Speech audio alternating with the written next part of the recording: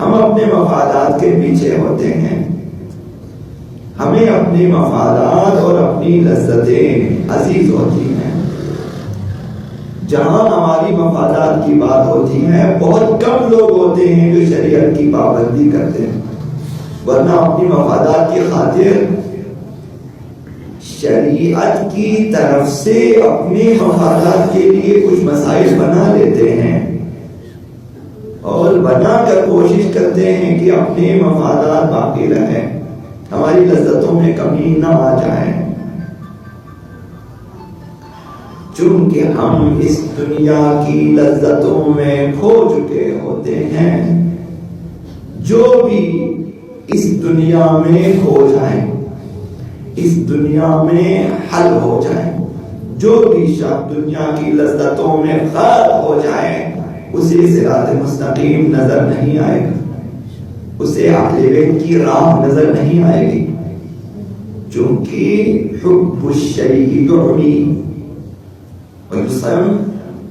کسی چیز کی محبت جب انسان پہ حاوی ہو جائے تو وہ انسان اندھا بھی ہو جاتا ہے، بہرا بھی ہو جاتا ہے۔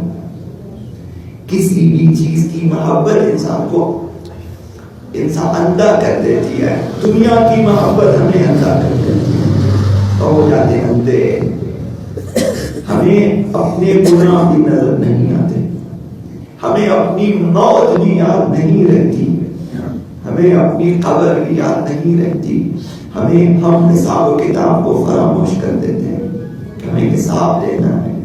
معلوم ہے آپ کو کہ ایک شخص، ایک عالم بنی اسرائیل کو قبر میں لٹایا جاتا، نکیرین آ جاتے ہیں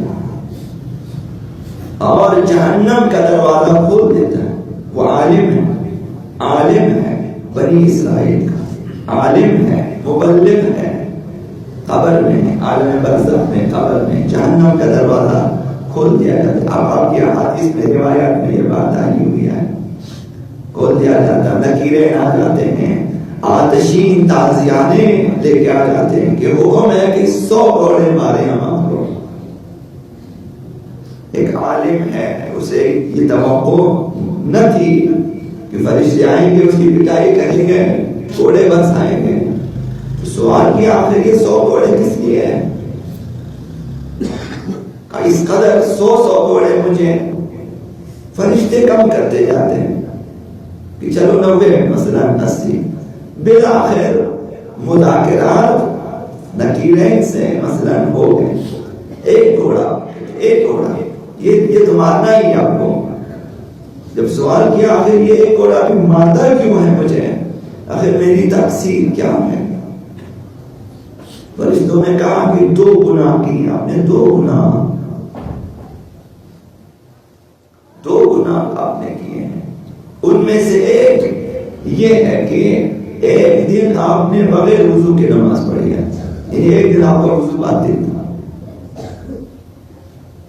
جب انسان ایک وضو کے بدلے میں قیامت کے دن انسان پہ آتشین گھوڑے لگ سکتے ہیں۔ ابھی کتنے ہم میں سے کتنے ہیں آپ کے گاؤں میں، ہمارے گاؤں میں، آپ کے شہر میں، ہمارے شہر میں کتنے ایسے لوگ ہیں، یہ سارے شیعہ ہیں، سارے عوام شیعہ ہیں، سارے محبان اہل بیت رہتے ہیں، احکام سیکھنے کے لیے کہاں چلے جاتے ہیں؟ آپ نے سنا ہے، دیکھا ہے، اپنے آس پاس لوگوں کو دیکھا ہے، خود آپ کیا کرتے ہیں؟ آپ گئے باقاعدہ احکام سیکھنے گئے؟ آپ نہیں گئے؟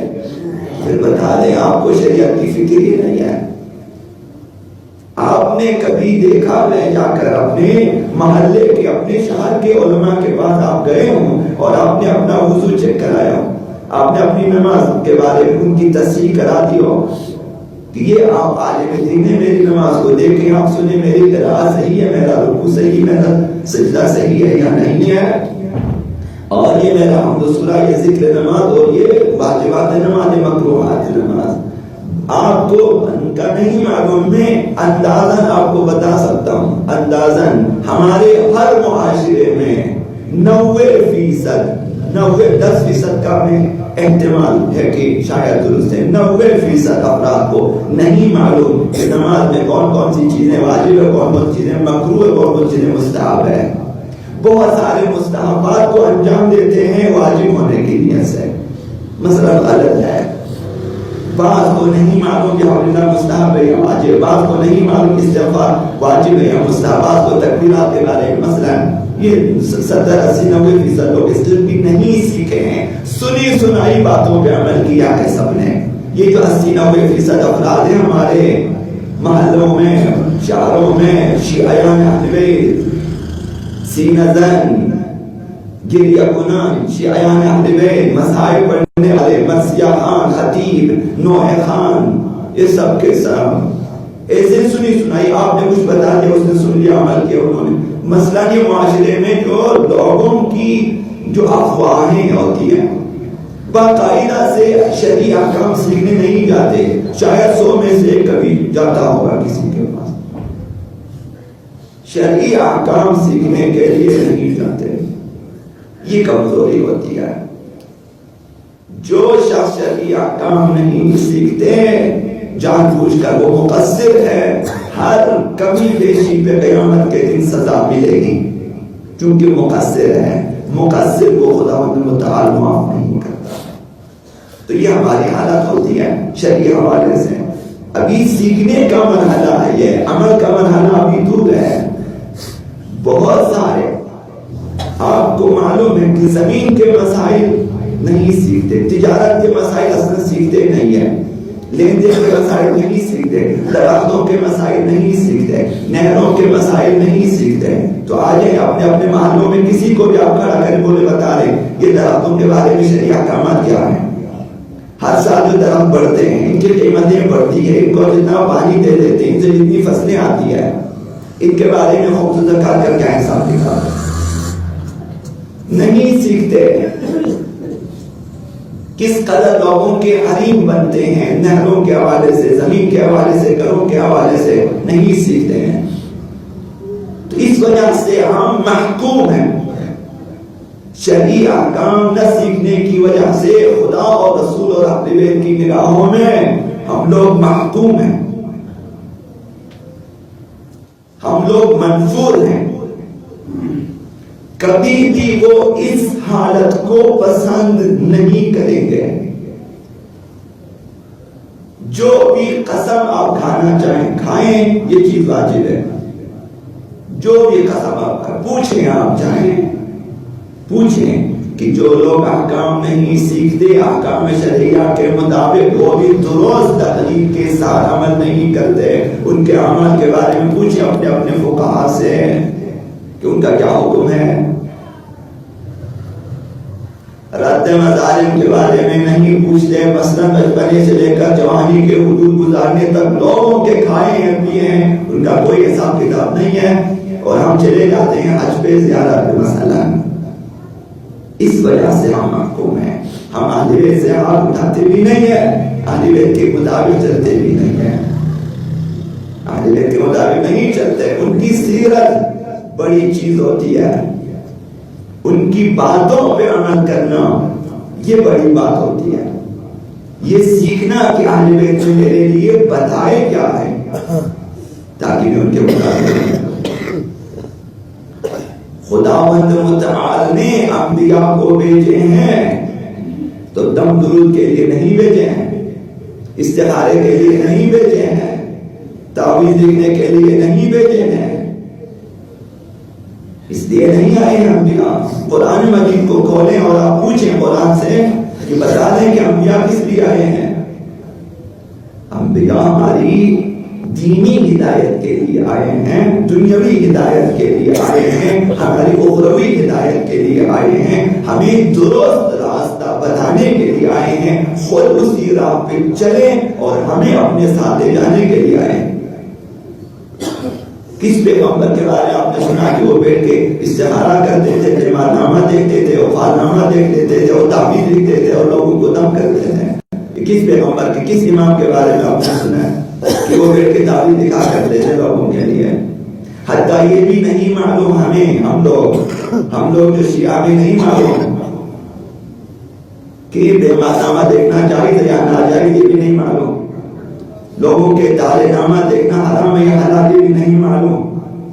تو جائیں یہ جو مقاصد محرمہ وغیرہ اور جو محرمات اسلامیہ میں دیکھیں گے یہی چیز ہے جن میں ہمارا معاشرہ غرق ہے. ہمارے ملک میں سارا معاشرہ آدھی آبادی سے زیادہ لوگ انہی لوگوں کے پاس چلے جاتے ہیں کہ ہمارا بچہ بیمار ہے، اس کے بارے میں دیکھیں، آپ کتاب میں دیکھیں کیا لکھا. کتاب میں کچھ بھی نہیں لکھا ہوا ہے. وہ جس نے لکھا ایک ہی دفعہ لکھا ہوا ہمیشہ کے لیے وہی ہے، اس میں تحریر تبدیل نہیں ہوتی ہے. یہ جس نے بھی ابجد کا حساب نکالا اور نکال لیے. جب بعض لوگ ان پہ غربت آ گئی انہوں نے چاہا کہ اس طرح کی کوئی کتاب ہو تاکہ لوگوں سے کچھ نہ کچھ آمدنی ہو جائے. یہ آپ بھی دیکھ سکتے ہیں، کوئی بھی دیکھیں تبدیلی نہیں آئے گی. آپ اس سال جا کے دیکھیں اسی شخص کے بعد اسی کتاب میں اپنا حال دیکھیں، اگلے سال بھی جائیں وہی چیزیں نکل آئی، اس میں تبدیلی نہیں ہوتی ہے. یہ آپ بھی کر سکتے ہیں. آپ نے اپنے والدہ کے ناموں کے ابجد نکالیں، 12 پہ تقسیم کریں، جو کچھ بچے گا اس 12 پوچھیں، 12 برجوں میں دیکھ دیں، اس میں لکھا ہوا ہے سب کچھ. تو ہم لوگ ابھی تک بیمار نامہ دیکھنا کس مجتہد کے فتوے کے مطابق جائز ہے. میں آپ کو بہت سارے مجتہدین کا حرام ہے تالے نامہ دیکھنے کے لیے جاتے ہیں ابجد کبیر کے ذریعے، پھر رمال کے پاس جاتے ہیں، دامن لگاتے ہوئے دیکھتے ہیں، پھر چوروں کو پکڑنے کے لیے جاتے ہیں انہی کے پاس. مجھے معلوم ہے کہ وہ تعویذات کر لیتے ہیں، چوروں کے پیٹ پھلاتے ہیں کہ بھائی ہمارا مال چوری ہو گیا، آپ اسے دکھا لیں، بھائی کتنے پیسے نے کتنے پیسے، تعویذ دکھاتے ہیں، مشکیزے میں ڈال لیتے ہیں، پھونک مارتے ہیں، اس کے اوپر جو ہے ڈنڈے برساتے ہیں تاکہ جو ہے چور کے پیٹ میں درد ہو جائے. اگرچہ آپ نے چور کو سزا دی لیکن غیر شرعی سزا یہ حرام ہے. آپ چور کو تعویذات کے ذریعے نہیں پکڑ سکتے ہیں. شریعت نے یہ قانون بیان نہیں کیا ہے. تو ہمارا معاشرہ اس طرح بات ہوتا جا رہا ہے. خدا سے زیادہ تعویذ نویس پہ ہمارا عقیدہ بڑھ گیا ہے. بارش نہیں ہوتی ہے تو جائیں فلاں تعویذ لکھنے والے کے پاس جائیں، جا کے تعویذ لکھیں تاکہ بارش ہو جائے. پھر عقیدہ کیا ہے کہ فلاں حاجی آقا سید عالم اس کی تعویذ کی وجہ سے مثلا بارش ہو گئی ہے. خدا کو غیر مؤثر سمجھتے ہیں، تعویذات کو مؤثر سمجھتے ہیں. ہم اس طرح سے گناہوں میں مبتلا ہیں. مجھے معلوم ہے کہ جب یہ ہمارے معاشرے میں جب فٹ بال کا گیم ہوتا ہے تو تب پوری ٹیم جا کے تعویذ نویسوں کے پاس رات 2 رات پہنچ جاتا، ہم نے دیکھا ہے. اور رات کو وہ تعویذ نویس تعویذ لکھ کے دے دیتا ہے تاکہ اگلے دن وہ لوگ ٹرافی جیت دے. یہ غیر شرعی کام. اس طرح سے ہمارا عقیدہ تعویذ نویسوں کے پاس ہے. اور اسی طرح سے جو غیبی خبریں بتانے والے ہیں ہمارے علاقوں میں ان کے پاس چلے جاتے ہیں کہ بھئی آپ بتا دیں ہمارے گھر میں تعویذ کہاں پہ رکھا ہوا ہے. یہ چیزیں شرعی اجازت کے ساتھ جائیں. پوچھا ہے کبھی کہ یہ تالے نامہ، یہ کف شناسی، یہ قیافہ شناسی، یہ بیمار نامہ، یہ چیزیں مثلا اب اس طرح سے ہم اہل بیت والے ہیں. اور کس قدر جتنے کیسز آپ کے کوڈ میں ہیں سب شیعہ ہیں. 2 شیعہ آپس میں لڑ رہے ہیں. کہاں لڑ رہے ہیں؟ کوڈ میں لڑ رہے ہیں. کوڈ میں لڑنے کا مطلب کیا کہ دونوں شریعت کے پابند نہیں ہے. اسی لیے تو گئے ادھر کہ بھائی قانون کے ذریعے ہم کھانا چاہتے ہیں. کیا مطلب ہے؟ مطلب یہی ہے کہ یہ تو یا ایک یا دونوں. شریعت کو نہیں مانتے. آپ اس شخص کے بارے میں مجھے بتا دیں جو عملاً شریعت کو نہیں مانتا. پھر آپ کہتے ہو یہ بھی شیعہ ہے، وہ جو شریعت کو نہیں مانتا. ورنہ آپ دونوں کا 2 بھائیوں کا کیا مسئلہ ہے؟ اپنا مسئلہ لکھو، اپنے فقیہ کو بھیج دو کہ ہمارا یہ مسئلہ، اس کے بعد آپ فتوا دیں، پھر فیصلہ کریں. ہم مان جائیں گے. نہیں مانتے. ہم جاتے ہیں کورٹ میں. اب کورٹ والے کیا کرتے ہیں آپ کو معلوم ہے. ہم اس طرح گناہوں میں غرق ہوتے جا رہے ہیں. غیر شرعی طریقے سے اپنے حقوق لینا چاہتے ہیں وکیلوں کے ذریعے، جنہوں نے برٹش قانون پڑھا ہوا ہے، جنہوں نے برٹش قانون کی ترمیم شدہ قوانین کو پڑھ کے وکالت کی اور وکیلوں کو پیسے دے دیتے ہیں، پھر گواہوں کو پیسے دے دیتے. یہ سارے رشوت نہیں ہے تو کیا ہے؟ آپ کو شریعت نے اجازت دی ہے کہ جائیں کورٹ میں جا کر اپنا حق لے لیں، یا اگر کسی نے آپ کو اجازت دی تو آپ جائیں گے. تو ہم سب کتنے کیسز ہمارے ہیں کورٹ میں. اس کا مطلب کیا ہے اگر دوسرا فریق شیعہ نہ ہو، مسلمان نہ ہو، وہ اگر مثلا کافر ہے، وہ اگر شریعت کو نہیں مانتا، کوٹ نہیں کیا، تب یہ بات ہے کہ وہ نہیں مانتا. لیکن یہاں دونوں شیعہ ہیں، دونوں مسلمان ہیں، دونوں مومن نے کورٹ میں گئے ہوئے. کیا مطلب ہے کورٹ میں گئے ہوئے؟ مطلب یہی ہے کہ دونوں شریعت کو، شرعی فیصلے کو نہیں مانتے. بہانہ کیا؟ بہانہ یہ عالم صحیح فیصلہ نہیں کرتا، وہ صحیح فیصلہ. آپ تو سارے علماء کو چھوڑ دیں، آپ خود جائیں، جس طرح بھی سارے ظاہرین جا رہے ہیں، اپنا اپنا کیس لے کے جائیں، وہاں پہ زیارت بھی کریں، سارا اپنا کیس بھی پیش کریں کہ ہمارا یہ فیصلہ دلا دیں. بہت سارے ہمارے علماء بیٹھے ہیں، وہ آپ کی مدد کریں گے، وہیں آپ کا تصفیہ ہو جائے گا اور آ جائیں گے. دونوں نے شریعت پہ عمل کیا، ثواب بھی ہے اور عاقبت بخیر بھی ہو جائیں گے ہم لوگ. اس طرح ہم غلط ہیں، انتخابات میں ہم غلط ہیں، گناہوں میں. جب انتخابات ہوتے ہیں پیسے تقسیم ہوتے ہیں، جب انتخابات ہوتے ہیں پیٹرول تقسیم ہو جاتے ہیں، جب انتخابات ہوتے ہیں تمام گاڑی والوں کو، سائیکل والوں کو، موٹر سائیکل ٹریکٹر والوں کو بلا لیتے ہیں، ان کو پیسے دے دیتے ہیں کہ آپ ہمارے لیے کام کریں. یہ جو کھانی پیسے دفتروں میں مہینوں تک چائے اور بسکٹ چلتی ہے، یہ چیزیں رشوت نہیں ہے تو کیا ہے؟ اس آپ سے ووٹ لینے کے لیے ہے، ورنہ اگلے دن ان کا دفتر بند ہو جاتا ہے. ورنہ ہمیشہ کے لیے تو غریبوں کے لیے تو کوئی چائے خانہ نہیں کھولا ہوا. ان چیزوں سے ہم اس طرح غلط ہوتے جا رہے ہیں. ہمیں چاہیے کہ ہم اہل بیت کی پیروی کریں، اس شخص کو اپنا نمائندہ بنا دیں کہ جو دین کے پابند ہو، جو ایک دفعہ دین کی پابندی نہ کرے، جو عادل نہ ہو. آپ کیسے اس کو ووٹ دے سکتے ہیں؟ یہ بہت ایک مشکل مسئلہ ہے. تو اس طرح بہت سارے امور ہیں کہ جن میں ہم گناہوں میں غرق ہو جاتے ہیں. اہل بیت کو مانتے ہیں، یہ روزہ خان بھی ہے، خطیب بھی ہے، مرثیہ خان بھی ہے، رہنما خان بھی ہے، یہ آخون ہے، تو یہ عالم ہے، یہ سید ہیں، فلاں فلاں یہ عالم. لیکن آپ جا کے دیکھیں آپ کے اور ہمارے محلوں میں، شہروں میں، دیہاتوں میں پانی کی چوری ہوتی ہے. سب کو معلوم ہے کہ رات کو پانی چوری کر لیتے اور پھر مثلاً لگا لیتے اپنی چراگاہوں میں. یہ چیزیں شرعی قانون کے خلاف عمل کرتے ہیں. ایک دوسرے کے کھیتوں میں کھا لیتے ہیں خوب، بعد میں اجازت بھی نہیں لیتے، بعد میں راضی بھی نہیں کرتے لوگوں کو. اس طرح ہمارا خوری میں غرق ہیں. تو دین اہل بیت پہ عمل کرنا مہم ہے. اہل بیت کا مرثیہ، اہل بیت کے مصائب، اہل بیت کے فضائل بیان کرنا مہم نہیں ہے. میں اہل بیت کے خوب مصائب بیان کروں، کل کو جا کے پھر اہل بیت کے دین پہ عمل نہ کروں. اہل بیت کا دین مہم ہے ہمارے لیے. دین اہل بیت، دین فاطمی، دین پیغمبر اسلام، دین حسینی، یہ چیزیں مہم ہیں کہ ان پہ ہم عمل کریں، ان کے احکام کو سیکھیں، ان کے اصول و فروع کو سیکھیں. قیامت کے دن سوال جواب اسی طرح سے جس طرح آج آپ کسی سے سوال جواب کرتے ہو. قبر میں یہی سوال ہے، من ربو، تمہارا پروردگار، کیسے بتائیں گے؟ یہ پہلے عرض کیا آپ کی خدمت میں، قبر میں برزخ میں چیٹنگ نہیں ہوتی ہے، زبان بھی آپ کی نہیں ہوتی ہے، ارادہ آپ کا کام نہیں کرتا. وہاں ایسا نہیں ہے کہ آپ چند چیزیں ایسے یاد کر رہے ہیں فرشتوں کو بتائیں، فرشتے مان جائیں گے. یہ حضرت آیت اللہ جو عاملی سے آپ پوچھیں، ان کی کتابوں میں آپ پڑھیں، قیامت کے دن انسان کا عقیدہ ہوتا ہے. جس کا جس طرح عقیدہ ہے وہی عقیدہ بولے گا ادھر. اگر آج مانا ہے تو کل آپ کہہ سکتے ہیں ہم نے مانا ہے، یہ ہمارا خدا، یہ ہمارا رسول، یہ ہمارے امام اور یہ ہماری شریعت. جب آپ سے پوچھیں گے تمہارا دین کیا ہے، اگر آپ نے آج اسلام کو سیکھا اور عمل کیا ہو تب آپ کہہ سکتے ہیں کہ الاسلام دینی، اسلام میرا دین ہے. اگر آج عمل نہیں کیا آپ بھی میں بھی نہیں کہہ سکیں گے وہاں اسلام. ہماری زبان بند ہو جائے گی اور فرشتے ماریں گے، ہم ہو جائیں گے مستحق عقاب برزخی. قیامت کا عذاب اپنی جگہ، برزخ میں بھی ہمیں عذاب. جب آپ سے کہیں گے کہ قبلہ تمہارا، آپ کہیں گے کعبہ ہے.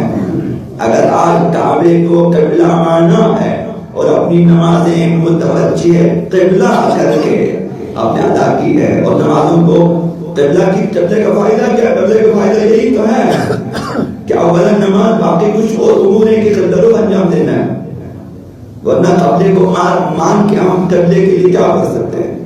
اگر آج ہم نے قبلے کو مانا ہے اور عمل کیا ہے تو کل کہہ سکتے ہیں کیا وہ تو قبلتی کعبہ میرا قبلہ ہے. اگر آج عمل نہیں کیا ہم نہیں کر سکتے ہیں. آج کل آپ کہیں گے اسلام میرا دین، اگر آپ سے پوچھیں دین کی کتنی باتیں یاد ہے آپ کو؟ یہ بارہا عرض کیا اور ہمارے دوست احباب جانتے ہیں کہ بارہا عرض کیا کیونکہ واجب ہے، اس لیے عرض کرتا ہوں. محرمات و واجبات و محرمات اسلامیہ اس ایسی کتابوں میں آپ پڑھیں گے، مثلا واجبات محرمات حضرت ایت اللہ مشکینی میں آپ پڑھیں گے، قیامت کے دن خداوند قرآن و سنت کے مطابق آپ سے سوال کرے گا. جو بھی عمل جو بھی کام آپ نے انجام دیا ہے اس کے بارے میں خداوند آپ سے پوچھے گا کہ یہ عمل کس وجہ سے، کس لیے، اس کی دلیل. مثلا آپ نہیں کہہ سکتے کہ میں نے کسی سے سنا تھا، سنی سنائی باتیں جواب نہیں بنتی ہے، مستند ہونا چاہیے. آپ کا عمل مستند، آپ کا وضو مستند. مستند یعنی اس کی نسبت قرآن و سنت سے ہونا چاہیے. آپ کے فقیہ مرجع تقلید کے فتووں سے اس کی نسبت ہونی چاہیے کہ یہ وضو اس کے مطابق میں نے انجام دیا ہے. اس کو کہتے ہیں مستند. آپ نہیں کہہ سکتے میں نے ایسی سنی سنائی باتوں پہ آپ اگر عمل کریں گے تو قیامت کے دن یہ اعمال قبول نہیں ہے. مستند ہونا چاہیے، اس کی نسبت صحیح، اس کا ریفرنس صحیح ہونا چاہیے، اس کا حوالہ صحیح ہونا چاہیے. یہ واجبات ہیں.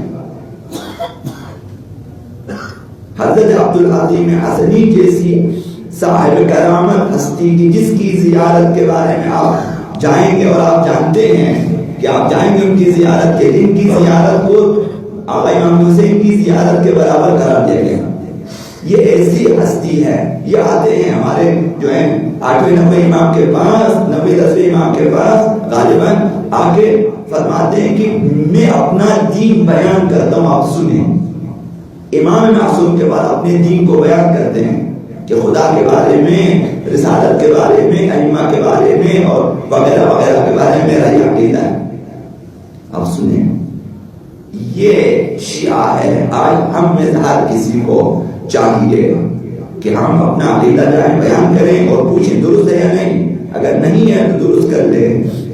یہ میرے احکامات ہیں، یہ میرا وضو، یہ میری طہارت، یہ میری نماز، یہ میرا حج، یہ میری تجارت کے مسائل، یہ میرے بینکاری کے مسائل، یہ میرے زمینداری کے مسائل. پوچھیں جا کے، مستند کر لیں، یقین حاصل کریں کہ میں ٹھیک جا رہا ہوں. دیکھیں جتنے قصور ہوئے ہیں سب معاف ہو سکتے ہیں. قصور یہ ہے کہ ہم نہ کر سکے. ایک شخص کی زبان میں لکنت ہے تو وہ مثلا سورہ حمد کی تلاوت درست نہیں کر سکتا. یہ شخص مقصر نہیں ہے، یہ قاصر ہے. یہ قاصر ہے، یہ قصور ہے، کوتاہی اس میں جو ہے یہ نہیں کر سکتا. یہ غلط بھی پڑھے. مثلا روایات میں ہے کہ حضرت بلال شین ادا نہیں کر سکتے تھے، مجبوری ہے، نہیں کر سکتے ہو، زبان ٹھیک نہیں ہے. تو یہ ساری چیزیں کوتاہیاں معاف ہیں، ساری کوتاہیاں معاف ہیں. لیکن جو ہے تقصیر معاف نہیں ہے. تقصیر کوتاہی میں سیکھ سکتا تھا، نہیں سیکھا میں نے. یہ واجب ہے، سیکھیں. دین فاطمی یہ ہے، دین اسلام یہ ہے، مکتب اہل بیت یعنی یہ ہے کہ سیکھنا ہے اور سیکھنا واجب ہے. واجب ہے. اگر کسی نے نہیں بتایا شاید آپ سب کو معلوم بھی ہے، نہیں معلوم جائے معلوم کریں. واجب ہے، دین سیکھنا واجب ہے. دین سیکھنا واجب ہے. کتنے فتوے چاہیے آپ کو؟ آپ مجھ سے لیں، میں آپ کو حوالہ جات کے ساتھ فتوے دکھاؤں گا اور بتا دوں گا کہ آپ مقصر ہیں. اور حوالے آپ کو دوں گا، اور یہ بھی بتاؤں گا کہ مقصرین معاف نہیں ہے۔ نماز کے مسائل میں مقصر ہو نماز باطل ہے، اگر قاصر ہو نماز صحیح ہے۔ روزے کے مسائل میں مقصر ہو روزہ باطل ہے، اگر قاصر ہو تو روزہ صحیح ہے۔ یہ فرق ہے۔ ایک شخص نے جان بوجھ کر نہیں سیکھا وہ مقصر ہے، ایک شخص نے سیکھا مگر اس سے بہتر نہیں سیکھ سکا وہ قاصر ہے۔ قاصر معاف ہے، قاصر معاف ہے۔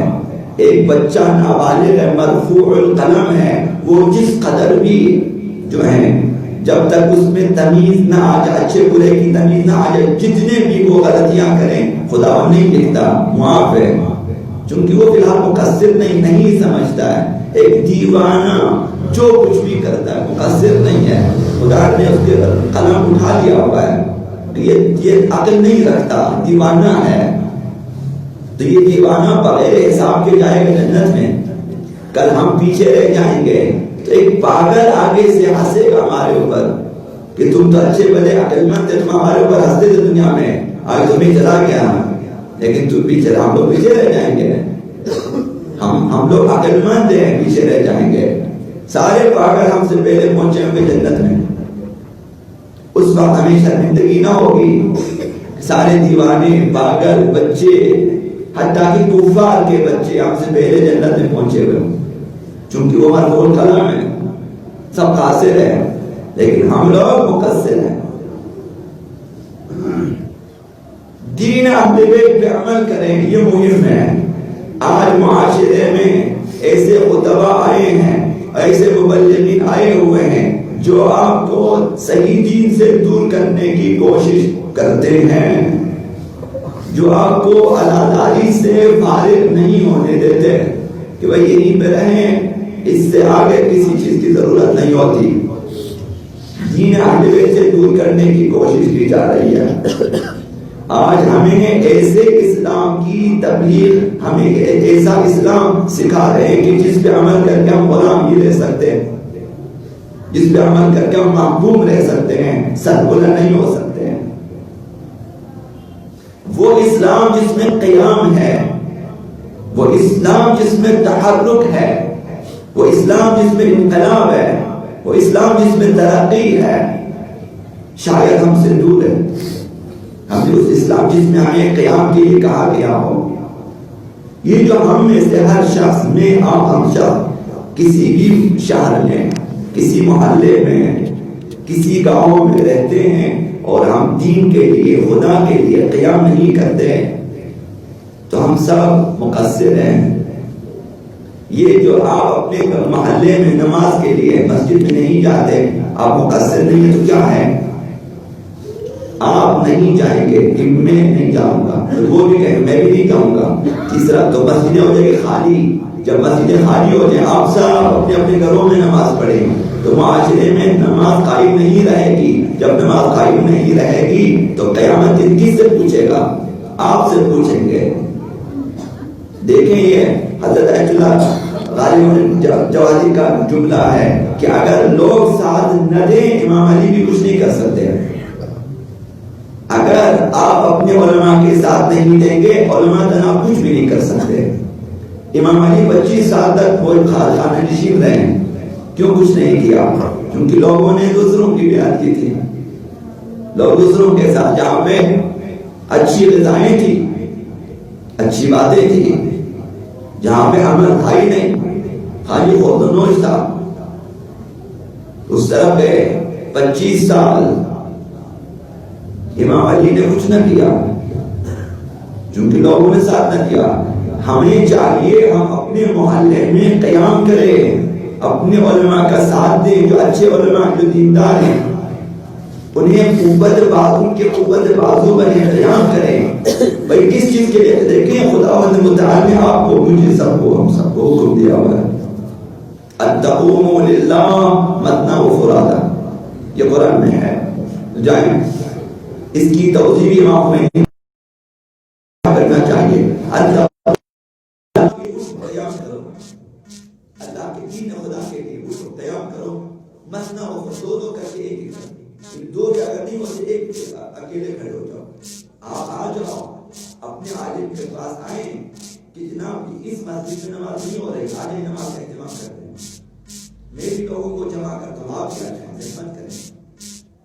یہاں پہ علماء صبح کی نماز کے لیے کیوں نہیں جاتے؟ لوگ نہیں آتے تو علماء صبح کے بعد مسجد آتے، ہمارے یہاں پہ نماز پڑھنے نہیں آتے۔ اس دن جس نے بھی لکھا ٹھیک لکھا تھا کہ دیکھیں سردی کے بہانے مسجد میں نہیں آتے، ہم سب سردی کے بہانے مسجد میں نہیں آتے بھائی، نہیں آتے۔ آپ اپنے جانوروں کو پانی پلانے کے لیے میلوں دور چلے جاتے ہو سردیوں میں، وہاں سردی نہیں لگتی آپ کو، مسجد میں آ کے سردی لگتی ہے۔ پہاڑوں پہ گھومنے کے لیے جاتے ہو سردی نہیں لگتی ہے، مسجد میں نماز کے لیے سردی لگتی ہے۔ نماز 5-10 منٹ 30 منٹ کی ہے بھائی، یعنی دین سے دور ہے ہم لوگ، یہی سردی ہے۔ آپ اپنے جانور کو لینے کے لیے میلوں دور چلے جاتے، چراگاہوں میں چلے جاتے ہو سردیوں میں کہ اپنے جانور کو لینے کے لیے، لیکن مسجد میں نہیں آتے نماز کے لیے۔ آپ امام بارگاہ میں نہیں ہے، سردی ہے، امام بارگاہ میں سردی ہے، ہزارداری کے لیے نہیں آتے۔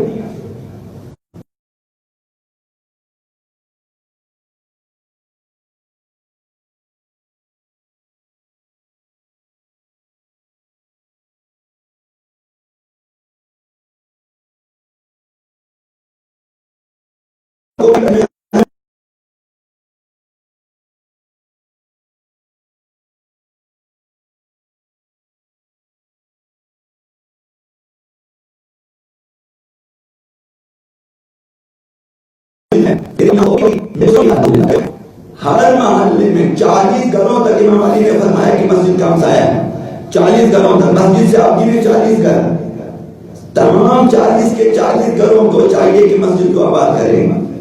دین اہل بیت یعنی یہ ہے، دین اہل بیت یہ ہے 40 گھروں تک۔ اور امام علی علیہ السلام کی یہ حدیث بھی ہے کہ جو لوگ مسجد کے ہمسائے میں بیٹھ کے جماعت میں نہیں آتے تھے، امام علی نے فرمایا یہاں مسجد میں آ جاؤ یا پھر میں تمہارے گھروں کو جلا دوں۔ یہ بھی فرمایا جو مسجد میں نہیں آتے وہ ہمارے ہمسائے میں نہ بیٹھے۔ اہل بیت نے فرمایا، امام علی نے فرمایا جو مسجد میں نہیں آتے جماعت کے لیے نماز کے لیے وہ ہمارے ہمسائے میں نہ بیٹھے، یعنی یہ اشارہ ہے کہ وہ اہل بیت کے ہمسایہ نہیں ہے۔ جب یہاں اہل بیت کے ہمسائے ہونے کے قابل نہ بنے، قیامت کے دن اہل بیت کے ہمسائے نہیں ملے گی۔ یہ خاص لوگوں کو ملتی ہے جو نماز کے لیے آتے ہیں، جماعت کے لیے آتے ہیں، اقامہ جماعت کے لیے آتے ہیں۔ کچھ لوگ جماعت پڑھنے آتے ہیں، کچھ لوگ جماعت کو برقرار رکھنے کے لیے آتے ہیں۔ یہ مہم ہے، بنیاد گزار یہ لوگ ہیں، من سن سنت حسنہ یہ لوگ ہیں جو ایک سنت حسنہ کو، ایک سنت الہی کو، سنت اسلام کو قائم رکھنے کے لیے سردی گرمی کی پرواہ کیے بغیر آ جاتے ہیں۔ جب ایک خاتون سے کہا جاتا ہے کہ گرمی میں آپ اتنی موٹی چادر پہن کے کیوں نکلتی ہے، ایک خاتون یہ جواب دیتا ہے کہ قلنا و جہنم اشد حرا، یہ سوچو کہ جہنم کی آگ اس سے زیادہ گرم ہے۔ ایک نمازی کو، ایک شیعہ کو یہی سوچنا چاہیے کہ جہنم کی گرمی مسجد کی گرمی سے زیادہ سخت ہے، مجھے جانا چاہیے، مریں گے نہیں۔ آپ مسجد میں گرمیوں میں جولائی میں بھی آپ مسجد میں آ جائیں، پنکھا بھی نہ ہو، آپ نماز پڑھا نہیں مریں گے۔ آپ انتہائی جنوری کی سردی میں بھی آپ مسجد میں باجماعت نماز پڑھیں، آپ نہیں مریں گے۔ چونکہ میں نے دیکھا ہے کہ بازاروں میں سردیوں میں لوگ بیٹھے میں نہیں مرے، تو مسجد میں کیسے مرتے ہیں؟ یہ ہماری کوتاہی ہے۔ دین اہل بیت پہ عمل کریں، فضائل و مسائل اہل بیت میں اتفاق نہ کریں۔ عقیدت واجب ہے، عقیدہ رکھیں، عقیدت بھی رکھیں، محبت بھی رکھیں، واجب ہے، کافی نہیں ہے، کافی نہیں ہے۔ یہ ایک پر ہے۔ دوسرا پر اہل بیت کی سیرت کے مطابق عمل کرنا ہے، فروع دین پہ عمل کرنا ہے، تب انسان خداوند متعال کی طرف اور روضہ رضوان کی طرف اور مقام محمود کی طرف، اعلیٰ علیین کی طرف پرواز کر سکتا ہے۔ بغیر عمل کوئی بھی پرواز نہیں کر سکتا۔ ایک پر والا گر جاتا ہے، مر جاتا ہے۔ ہمیں دین اہل بیت پہ عمل کرنا، خواتین کو بھی دین اہل بیت پہ عمل کرے، اس چادر کی حفاظت کرے۔ سیدہ کائنات ایک نابینا سے بھی پردہ کرتی ہیں. سیدہ کائنات نے فرمایا کہ خواتین جب تک ضروری نہ ہو اپنے گھر میں بیٹھی رہیں، اور وہ بھی گھر میں محفوظ ترین جگہ پہ، فی قعر بیتی. سیدہ کائنات کا جملہ ہے کہ محفوظ ترین جگہ پہ جا کے بیٹھے خواتین. اور پھر ہماری خواتین آزادی کے بہانے آ جائیں، مثلا بلا ضرورت بازاروں میں بلا ضرورت شاپنگ پر ہیں. وہ جو کام آپ کے شوہر، آپ کے بیٹے، آپ کے بھائی نہ کر سکے، آپ کی ضرورت ہو تب آپ چاہیں، وہ بھی حجاب میں، ورنہ آپ کو جانے کی ضرورت کیا ہے؟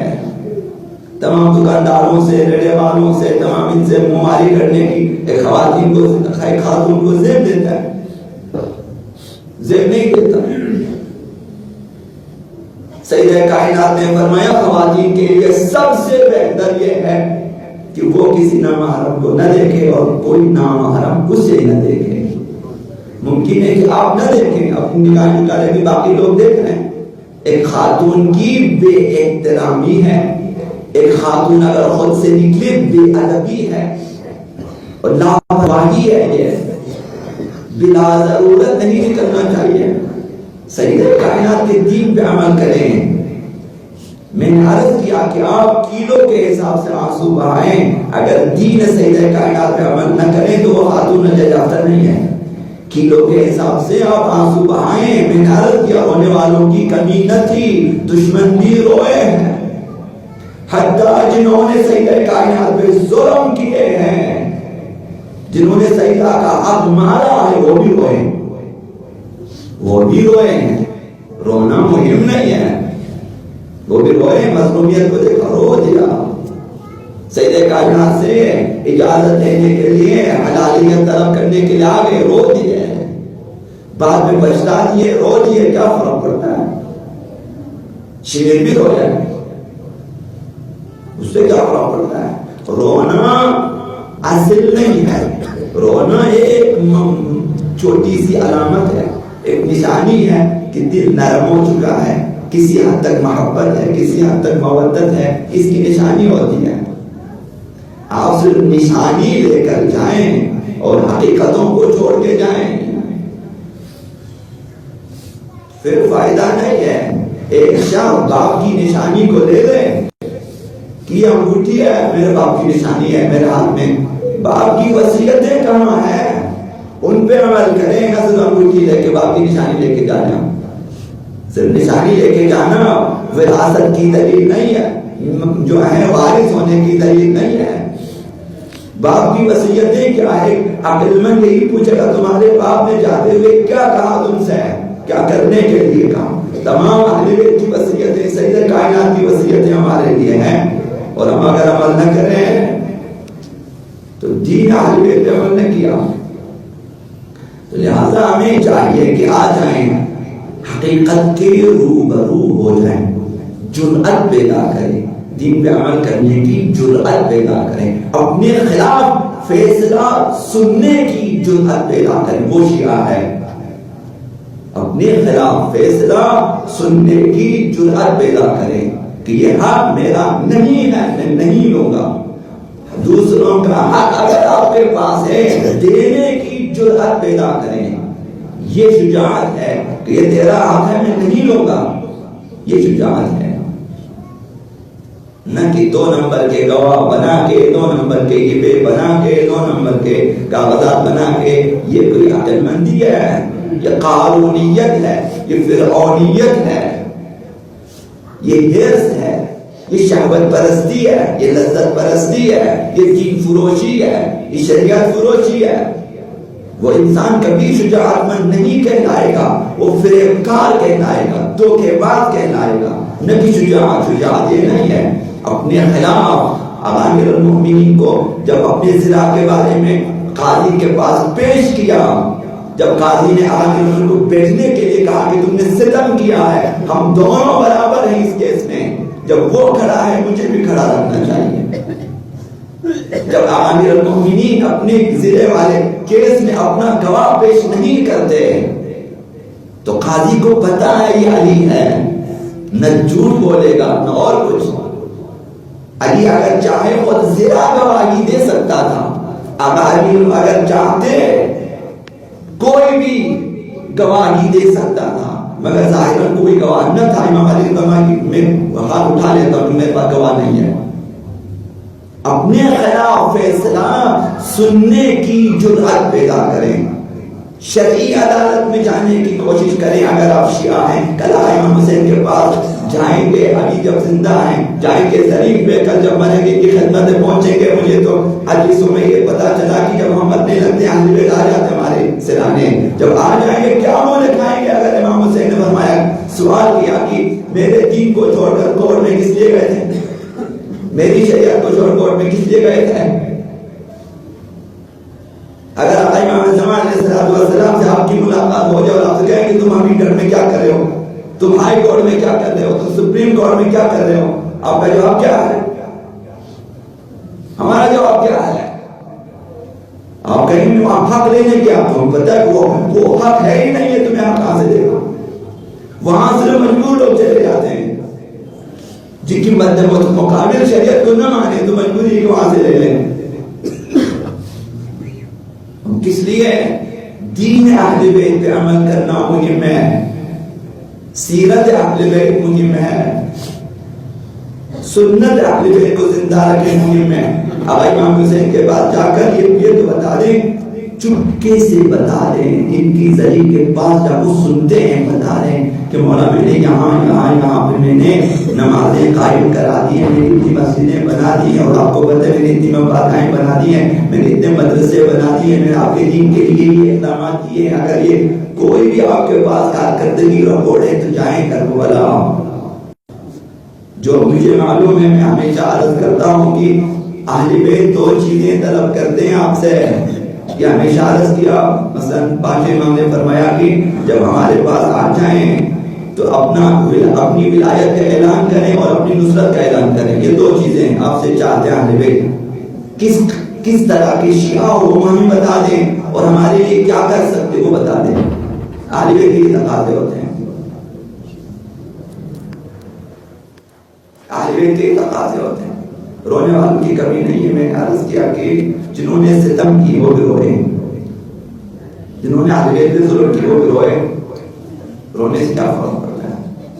کوفے والے روتے تھے، سیدہ کائنات کی بیٹی شریکت الحسین اور مکرمہ زینب خطبے دے رہی ہیں، کوفے والے رو رہے تھے۔ سوال یہی کہ ادب کون تم لوگ روتے ہو، کبھی تمہارے آنسو نہ تھمے، تم دھوکے باز ہو۔ سیدہ کائنات کی بیٹی رونے والوں سے تم دھوکے باز، کہیں ایسا نہ ہو کہ یہ خطاب ہماری طرف آ جائیں، تم روتے ہو، تم دھوکے باز ہو، کس لیے روتے ہو؟ ہماری شریعت کو پائمال کیا، ہمارے فیصلوں کو پائمال کیا، شرعی احکام کو پائمال کیا، اور کس لیے روتے ہو؟ رونا بخشش کے لیے ہے، بخشش توبے کی صورت میں ہے۔ توبہ یہ کہ گناہ چھوڑ دے، ورنہ کس چیز کی بخشش ہے؟ انسان قصبی گھوڑے پہ سوار ہو جب استغفار کریں، اور اگر استغفار کرنے گھوڑے سے اتنے گھوڑا مالک کو واپس کریں پھر استغفار کریں۔ گھوڑے پہ سوار ہے، جا بھی رہے ہیں، لذت بھی لے رہے ہیں، دوڑا بھی رہے ہیں، پولو بھی کھیل رہے ہیں، غیر گھوڑے پہ استغفار کیا استغفار کریں؟ دوسروں کے گھروں کو غصب کیا ہے، زمینوں پہ جائیدادوں پہ قبضہ کیا، گھر بنا کر میں بیٹھ کے نماز شب پڑھے، یہ کیسی نماز شب ہے؟ اس نماز شب کا فائدہ کیا ہے؟ جگہ قصبی ہے، نماز باطل ہے۔ دوسروں کے پیسے لے کے جائیں حج پہ، کیا فائدہ حج پہ؟ تو حج باطل ہے۔ اگر ارکان حج میں قصبی پیسے شامل ہو گئے، حج باطل ہے۔ احرام اگر قصبی ہے، حج باطل ہے۔ دین اہل بیت مہم ہے۔